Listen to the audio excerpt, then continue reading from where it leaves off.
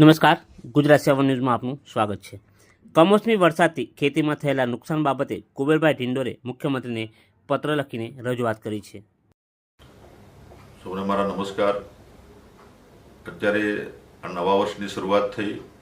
નવા વર્ષની શરૂઆતે જે કમોસમી વરસાદ પૂરા ગુજરાતમાં થયો છે અને એમાં સવિશેષ અમારા મધ્ય ઝોનમાં મહીસાગર, પંચમહાલ અને દાહોદ જિલ્લો એમાં પણ 3 ઇંચ જેટલો વરસાદ આ છેલ્લા 24 કલાકમાં નોંધાયો છે ને હજી પણ વરસાદ ચાલુ છે। તો અમારા મહીસાગર અને પંચમહાલ, દાહોદ જિલ્લામાં સવિશેષ જો ખેતી થાય છે એ ડાંગરની ખેતી વધુ પડતી અમારા ખેડૂતો કરતા હોય છે।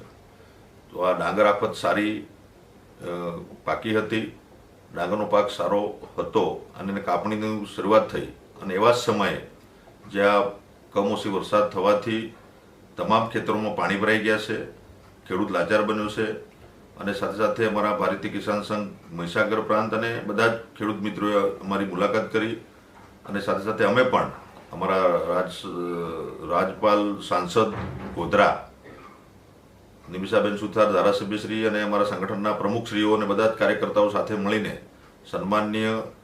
માન્ય મુખ્યમંત્રી શ્રી ભૂપેન્દ્રભાઈ પટેલ સાહેબની શુભેચ્છા મુલાકાત કરી અને એમને આ બાબતની જાણકારી અમે આપી છે।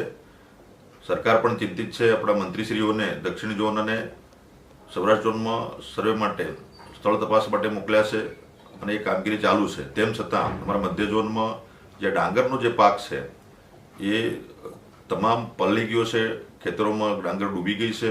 જે કાપણી થયેલી એ ડાંગરમાં પણ 2 દિવસ પછી ઘાસ પણ ફેલ જવાનું છે અને અનાજ પણ ફેલ જવાનું છે। એવા સમયે ખેડૂત મિત્રોની જે માંગણી છે ને એમની લાગણી છે એ સરકારશ્રીને અમે ધ્યાને મૂકી છે અને આવનારા સમયમાં તાત્કાલિક સર્વે કરીને જે કંઈ વળતર ચૂકવવાનું થાય સરકાર ચૂકવે એવી માંગણી અમારા ખેડૂત મિત્રો તરફથી છે।